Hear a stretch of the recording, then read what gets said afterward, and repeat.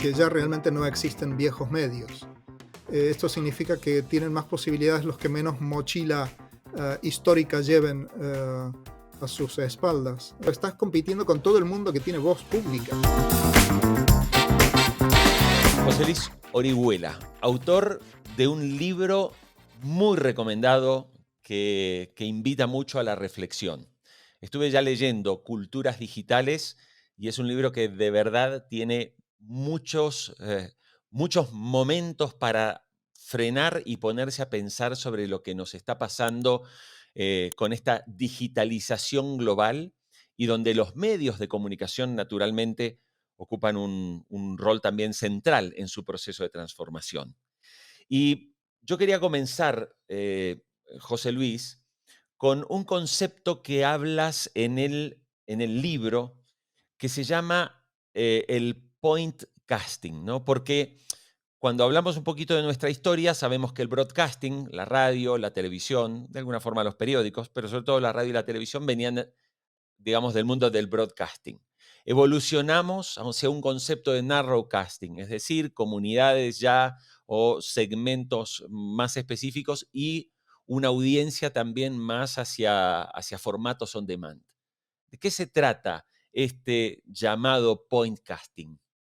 Bueno, muchas gracias, Jorge, también por esa primera referencia sobre el libro, que es precisamente esta la idea, que sirva como un mapa para explorar los territorios digitales que nos ha tocado vivir y conocer de primera mano durante estos años. En cuanto a las arquitecturas de la información, que es a lo que se refiere ese punto, efectivamente hemos evolucionado desde un modelo de distribución uno a muchos, que es estrictamente lo que significa broadcasting, el broadcast en inglés. Broadcast es el verbo que hacía alusión al sembrador llevando su mano a la bolsa en la que tenía las semillas y distribuyéndolas en el campo. Uno a muchos o punto multipunto era el modelo no solamente de la radio y de la televisión, sino de toda la comunicación pública. Un periódico también funciona de la misma forma. Tú tienes un centro en el que se elabora y esto se distribuye en papel a través de camiones por toda la ciudad, el cine, etcétera. Pasamos después con la evolución de dos tecnologías combinadas, que fueron el satélite y las redes de cable, a un modelo de narrowcasting, que es el que representan, por ejemplo, los canales temáticos, en el caso del cable y, por supuesto, en el caso de la radio. Entonces, allí, en lugar de aspirar a audiencias de masa, se aspira a llegar a audiencias cualificadas, altamente segmentadas, que tienen un interés temático muy focalizado, pero que siguen siendo un grupo indiscriminado de personas, aunque tengan un perfil en cuanto a su gusto por el golf o por la gastronomía. Y de allí pasamos a un modelo de comunicación prácticamente punto a punto, que es lo que hoy, en lugar de point casting, podríamos llamar a streaming, donde el usuario se confronta a un catálogo y escoge un producto específicamente a su imagen y semejanza. El producto que quiere de un catálogo no infinito, pero tendencialmente infinito, para consumirlo cuando quiera y en el momento en que quiera y a la velocidad que quiera. Esos serían los tres modelos de arquitecturas de información que después ayudan a entender muchas otras cosas de las que están pasando en el escenario nuevo, Jorge. José Luis, tú hablas de estos modelos de arquitectura de información y una de las cosas que me llamó la atención, no solamente en tu libro, sino cuando miramos un poquito todo el ecosistema de medios, me llama la atención que aquellos medios que están cambiando, que están tratando de adaptarse, eh, la mayoría no son medios hispanohablantes. ¿Por qué crees que esto se está dando en ese mundo de medios más bien angloparlantes y no en los medios en español? Básicamente porque en Estados Unidos los medios llevan más tiempo cometiendo los errores que todavía fuera de Estados Unidos no se han cometido o se están cometiendo de forma más reciente. Recordemos que la red Internet nació en Estados Unidos y buena parte de la innovación de startups tecnológicas sobre las que se basa el escenario 2.0 de la hiperconectividad proceden de regiones muy concretas también dentro de Estados Unidos, la que llamamos Silicon Valley.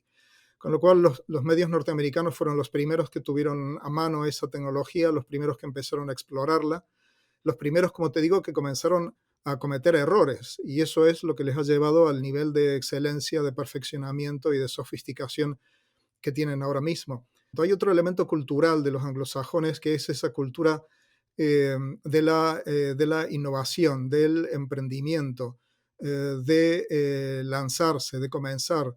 El espíritu ese de frontera típico de los americanos.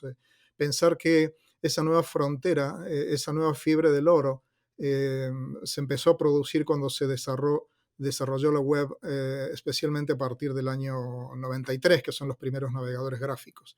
Y se vio Internet como una nueva tierra de conquista, un nuevo territorio amplio para hacer cosas que no se habían hecho nunca, para comenzar de nuevo, etc. José Luis, ¿qué futuro le espera a medios como la radio o la televisión ante esa generación hiperconectada de la que hablas en el libro Culturas Digitales? Una de las hipótesis del libro Culturas Digitales, que es un aprendizaje luego de todos estos años explorando la red, pensando la red e intentar explicarla, es que finalmente te das cuenta que los medios cambian no cuando cambia la tecnología, es decir, no cuando la industria tecnológica lanza nuevos dispositivos, nuevos aparatos, nuevas formas de conectividad, sino que los medios cambian fundamentalmente cuando cambia las pautas de consumo de su audiencia, cuando cambia la cultura de la audiencia. Si cambia la cultura de la audiencia es porque por detrás ha habido un proceso de adopción de tecnologías que muchas veces está en contra o en sentidos diversos a como fueron originalmente diseñadas por sus creadores. Me parece que el futuro de lo que podrían ser los medios que existían antes de Internet, los medios que tradicionalmente hemos llamado analógicos o medios de masas o legacy media, como se llama en Estados Unidos, en relación a esa generación hiperconectada, tiene que ver con cambiar su lenguaje, con cambiar sus temas y con cambiar las unidades en las que empaquetan la información. Estamos en un entorno de cultura snack, como señala nuestro colega Carlos Scolari, y necesitamos refrescar mucho la agenda de temas que manejan los medios de comunicación, el modo de enfocarlos narrativamente, el lenguaje que utilizan para interactuar con sus usuarios y los canales que diseñan para llegar a ellos. Me parece que estos elementos, que son de carácter narrativo, de carácter temático, de carácter antropológico, entender realmente las nuevas audiencias, son más importantes que los elementos tecnológicos. Recién hablas de este ecosistema de medios y que realmente cambian cuando cambia la cultura de la gente. Hay una frase en tu libro cuyo autor es Ignacio Ramonet, que cuando la leí fue como un uppercut al mentón, ¿no? Sobre todo para quienes trabajamos en medios de comunicación. Ignacio Ramonet dice textualmente: muchos lectores prefieren la subjetividad y parcialidad asumida de los bloggers a la falsa objetividad y a la imparcialidad hipócrita de la gran empresa. Esto es una crítica, pero contundente, a una arrogancia de los medios. ¿Son arrogantes los medios, José Luis? Bueno, allí tienes un fenómeno que no es nuevo. Ramonet tiene un estilo provocativo, entonces es lógico que te haya sonado como un uppercut, pero si tú sustituyes en esa frase la palabra bloggers por la palabra nuevos periodistas o nuevo periodismo, y en vez de a Ramonet se la atribuyes a Tom Wolfe, el resto de la frase se sostiene perfectamente bien. Eh, con lo cual, hay una revolución de fondo, me parece que en la comunicación, que arranca posiblemente en los años 70 con los artífices de lo que se ha dado a llamar el nuevo periodismo norteamericano, que lo que hace estilísticamente eh, es renunciar a la pretensión de esa objetividad científica o mecánica que no podemos tener en cuanto a seres humanos y asumir públicamente que lo que hacemos es una interpretación de la realidad que está filtrada por nuestra historia, por nuestra experiencia, por nuestra ideología y por nuestro gusto. Y eso a las audiencias contemporáneas les resulta un ejercicio mucho más honesto que el de un periódico altamente ideologizado que bajo su cabecera pone Diario Independiente de la Mañana. Esta entrevista la puedes encontrar completa en texto y en audio en www.mediaventurados.com. Allí vas a encontrar todas las reflexiones, las opiniones y las entrevistas que se hacen en cada una de las temporadas de este podcast donde pensamos en la radio que viene. Te invito a que te suscribas al canal de YouTube para que cada semana encuentres una entrevista nueva y que por supuesto lo hagas también a través del podcast en las principales plataformas: Spotify, Apple Podcasts, Google Podcasts e eBooks. Gracias. Sigue disfrutando de la entrevista. Se habla mucho de la transformación digital y hoy te diría que todo el mundo, medios de comunicación, está diciendo, no, tenemos que ir hacia la transformación digital. Sin embargo, en tu libro me llama la atención que de alguna forma la transformación digital, eh, ahí dice que son los nuevos medios, con lo cual es posible la transformación de los viejos medios si decimos que la transformación digital en realidad son los nuevos medios. Hay un asunto interesante a plantearse, por lo menos como ejercicio analítico, y es el que ya realmente no existen viejos medios. Si llevamos más de 25 años con desarrollos en la web, que comenzaron precisamente con los primeros intentos de los periódicos, después de las radios y después de las televisiones por desembarcar en esa nueva plataforma que era la web. Hoy, yo creo que con toda claridad y con toda contundencia podemos decir que todos esos que llamábamos viejos medios son medios que en algún grado ya se han transformado. Todos ellos tienen página web, todos ellos tienen algún tipo de presencia en las redes sociales, muchos de ellos tienen aplicaciones para dispositivos móviles, muchos han incorporado formatos que eran ajenos a su procedencia originaria. Hay cámaras de televisión en las redacciones de los periódicos, hay cámaras de vídeo en los estudios de radio. Las revistas nos muestran sus portadas animadas a través de aplicaciones, etcétera. Entonces, una primera parte sería esta, realmente eh, a los efectos puramente teóricos o casi simbólicos hablamos de viejos medios para referirnos a medios que existían antes de que se desarrollara la red de Internet y específicamente la web, pero con estos años que han pasado desde el año 93, que comienza el desembarco de la web, hasta ahora, podemos decir que ya hay el tiempo suficiente de desarrollo como para pensar que estamos en un entorno de grandísima hibridación. Y lo que sí tenemos son medios nuevos o medios nativos digitales, es decir, medios que no existían antes de Internet. Los blogs son un medio nativo digital, igual que el podcast, por ejemplo. Sí, ahí José Luis, Em, hablas del podcast y me parece interesante ir un momento, porque este es un podcast precisamente que habla de la radio, del audio y de esa transformación.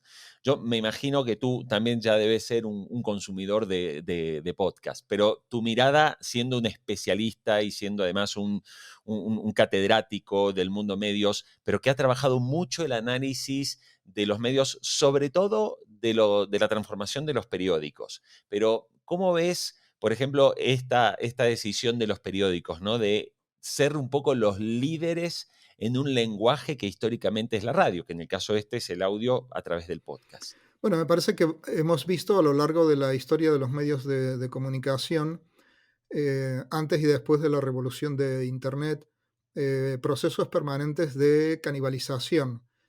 Frente al discurso más apocalíptico de lo nuevo mata a lo viejo, eh, ni la radio mató a la prensa, ni la televisión mató a la radio, etcétera.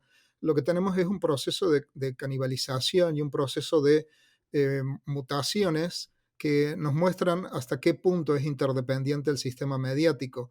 En los primeros contenidos de la radio fue personas que lo que hacían era leer los diarios y esto se llamaba diario hablado, y el primer contenido de la televisión fue filmarlos, y esto se llamaba telediario, y el primer contenido de la web fue colgar esos diarios en PDF. Entonces yo creo que hay un proceso de grandes sinergias, de grandes eh, movimientos cruzados entre los medios en los que cada uno busca aprovechar las oportunidades que le ofrece una tecnología que es absolutamente transmedia. Hoy un periódico, aunque haya nacido en el papel, no tiene por qué renunciar al audio o al vídeo. Una radio no tiene por qué renunciar a las imágenes, etcétera. Entonces, estamos viviendo un proceso de canibalización los medios de comunicación que originariamente despreciaron a los blogs, hoy integran blogs prácticamente todos los medios de comunicación en sus versiones digitales. Las radios que inicialmente vieron con mucha suspicacia el movimiento de podcasting han reconvertido toda su programación, la han atomizado para que pueda ser consumida en formato podcast, a veces en el mismo día en el que se ha hecho la emisión en directo. De modo que esta riqueza, esta hibridación del panorama contemporáneo me parece mucho más enriquecedora que pensar si esto es de viejos contra nuevos. Esto es de todos contra todos. Esto es de pequeños contra grandes, de gigantes contra todos y de lentos contra veloces. ¿Y ahí quién crees que van a ganar? ¿Los más veloces, como decía, como sostenía la propia teoría de la evolución? Creo que los que sí, los que tengan la capacidad de aprender y de cambiar más rápido. Esto significa que tienen más posibilidades los que menos mochila histórica lleven a sus espaldas. Los medios que tienen poco o nada que perder, como es el fenómeno de los youtubers, de los tiktokers, de los podcasters, de los bloggers en su momento, de los influencers en Twitter y en Instagram, son los que tienen la capacidad, la flexibilidad, ese carácter líquido para hacerse más rápido con las tendencias y con los cambios de la audiencia que se están produciendo a ritmos, por supuesto, muchísimo más acelerados de cómo se produjeron durante los posiblemente 400 años anteriores a la revolución de Internet. Los streamers, los youtubers, estos influencers, ¿son amenazas reales para los medios o crees que también los medios finalmente lograrán como acomodarse y esto irá como pasando y será una tendencia nomás?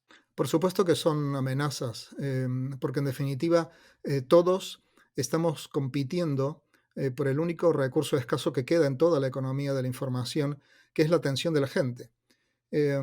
Antes tú podías discriminar si competías con un periodista del medio de enfrente o del medio del lado, em, o si además era pues un experto en un ámbito determinado que aparecía como columnista de economía o de política, pero resulta que ahora estás compitiendo no solamente con los mejores periodistas o profesionales de tu sector en tu mercado, sino que estás compitiendo con esos profesionales en todo el mundo que hablan tu misma lengua. Esto es una de las dimensiones, digamos, de universalización de Internet que nos afecta de modo muy especial a los hispanohablantes. Pero tercero, estás compitiendo con todo el mundo que tiene voz pública, sea o no sea influencer, tenga 100 o tenga 100.000 seguidores, porque todos en definitiva estamos reclamando la atención escasa, dispersa y bombardeada de los usuarios. Conseguir visibilidad ante ese entorno de voces múltiples y conseguir la atención, incluso el enganche que llamamos engagement de los usuarios a tu propuesta de valor, eh, es el juego en el que estamos todos. Los medios de comunicación tradicionales, los híbridos, los nativos digitales, los profesionales, los amateurs, los que acaban de abrirse una cuenta y los que llevan 10 años publicando, ¿no? Desde tu mirada, ¿por dónde debe ir, digamos, la mayor fortaleza de un medio de comunicación en esa economía de la atención? Bueno, si pensamos en el éxito de las compañías que han transformado mercados, como el caso del mercado televisivo con Netflix o el caso del mercado musical con Spotify, son compañías que en su propia evolución histórica se han ido despegando de la materialización de los soportes. Recordemos que Netflix originalmente lo que hacía era alquilar películas a través de correo, ¿no? Em, con lo cual, si vemos esta evolución, es una evolución que también se produce en la industria de la música. Pasamos del vinilo al CD y después de un objeto que recoge contenido pasamos a un concepto de servicio. Y es lo mismo que pasa en Netflix. Lo que tienes es un servicio que te permite interactuar a través de una interfaz muy bien diseñada con un catálogo asombroso de contenidos audiovisuales de todo tipo de géneros, hasta 70.000 géneros identificados en las bases de datos de Netflix. Entonces, yo creo que una idea más interesante que la de contenido podría ser la idea de servicio. Es decir, lo que nos reúne es el prestigio de una marca y bajo esa marca no hay una definición de producto o de contenido asociado a un formato, sino que proyecta su autoridad, proyecta su reputación, proyecta su prestigio sobre una amplísima variedad de canales que utiliza para suministrar un servicio aportando valor en un territorio en el que es conocido. El ejemplo que pongo habitualmente en las clases es National Geographic. Es decir, si piensas con el modelo mental anterior, National Geographic es una revista. Si piensas en National Geographic en el escenario actual, es una marca transmedia que proyecta su autoridad sobre un montón de contenidos y de servicios en los que su marca y su prestigio está presente, pero deja de ser definida en función de un formato o en función de un tipo específico de contenido o incluso en función de un lenguaje.